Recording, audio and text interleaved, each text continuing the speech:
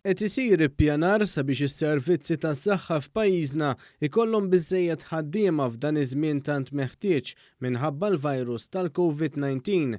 Hekk stqarr id-Deputat Prim Ministru Ministru għas-Saħħa Chris Fearn waqt dibattitu fil-Parlament dwar l-imxija tal-coronavirus f'pajjiżna u stqarr li saru kwartieri apposta fejn il-ħaddiema tal-qasam tas-saħħa joqogħdu flok imorru lura d-dar filwaqt li qed tkun studjata l-possibilità li jkunu estiżi s-servizzi ta' childcare għal ħaddiema oħra essenzjali.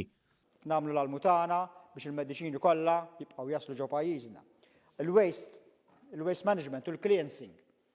It-trasport dawn huma kollha servizzi essenzjali illi aħna f'dawn il-ġimgħat tħallna fihom waħda waħda biex naraw illi anke meta l-epidemija tkun fil-qel tagħha ikollna biżżejjed ħaddiema b'saħħithom u li mhumiex ġo kwarantina illi jistgħu jżommu dawn is-servizzi għaddejjin.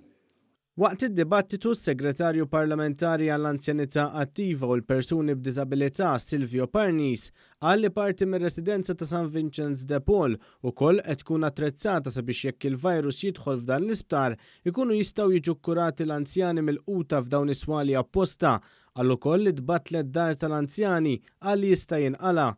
Id-dar tal-anzjani tal-imsida tiġi mbattla kellimna lill-familjari tagħhom biex f'każ ta' emerġenza illi fil-homes tagħna ikonna anzjani jalla ma jkonniex imma li jkunu infettati bil-virus tal-coronavirus inkunu nistgħu impoġġuhom f'din il-home. Fil-Parlament, il-Ministru għall-Finanzi Edward Cicluna ħabbar li ser ikun imħabbar pakkett apposta li jindirizza l-isfidi kollha f'dawn iċ-ċirkostanzi.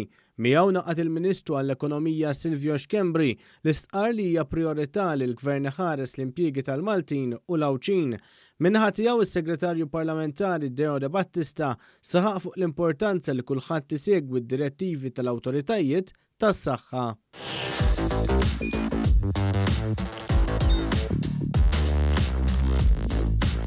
Idħol fuq one.com.mt u hemmhekk tista' tara l-programmi kollha li jxandru fuq One permezz ta' One Play.